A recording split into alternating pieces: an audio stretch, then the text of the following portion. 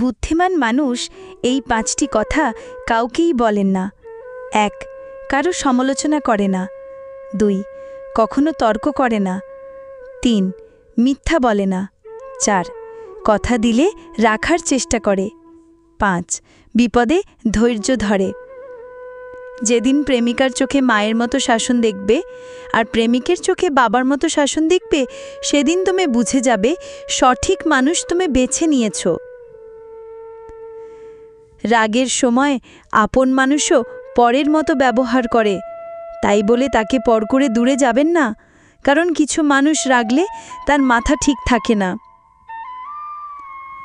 কথাটা তেতো হলেও সত্য, চেহারার সৌন্দর্য আর টাকার জোর না থাকলে কোনো দিন কেউই তাকে সহ্য করতে পারে না।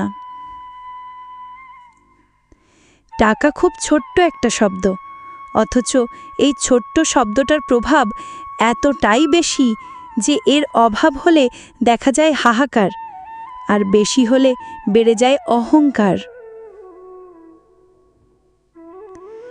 সম্পর্কের মাঝে বিশ্বাস আর মোবাইলের মাঝে নেটওয়ার্ক না থাকলে মানুষ তখনই গেম খেলা শুরু করে দেয়। মেয়েদের 4টি জিনিস ছেলেদের খুব পছন্দ। 1. একটু বোকা টাইপের হবে। 2. অভিমান করবে কিন্তু ছেড়ে যাবে না। 3. গালে টোল পড়বে। 4. আদর নিজে থেকে করবে। 5. খুব ভালোবাসবে। ছেলেদের জীবন বড়ই অদ্ভুত, মেনে নিতে নিতে আর মানিয়ে নিতে নিতে জীবনটা শেষ হয়ে যায়। নিজের সাথে নিজের লড়াইটা সহজ, কিন্তু ভাগ্যের সাথে নিজের লড়াইটা বড্ড কঠিন। শূন্যের নিচে শূন্য বসালে যেমন যোগফল শূন্য হবে, ঠিক তেমনি যে আপনার নয় তার জন্য পুরো পৃথিবীর সাথে যুদ্ধ করলেও সে কখনো আপনার হবে না।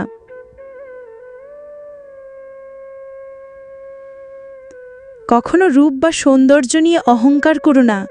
ময়ূরকে তার পেখমের ভারী তাকে উঁচুতে উড়তে দেয় না।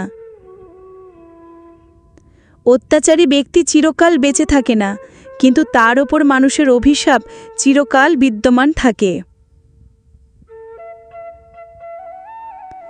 মানুষের হৃদয়টা ক্ষতবিক্ষত হয় তখন তার পছন্দের মানুষটার সাথে কথা বলা বন্ধ হয়ে যায়।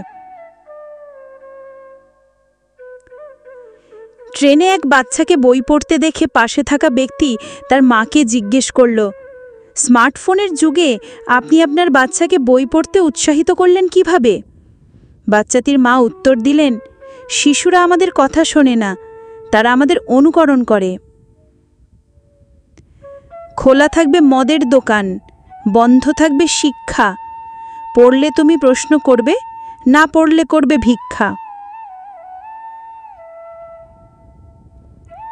এই সমাজে ক্লাসের থেকেও গ্লাসের গুরুত্ব বেশি।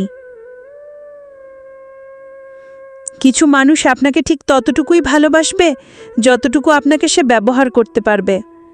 তাদের অসাধারণ ভালোবাসা তখনই থেমে যাবে যখন আপনার কাছ থেকে তারা আর কোনো লাভ পাবে না।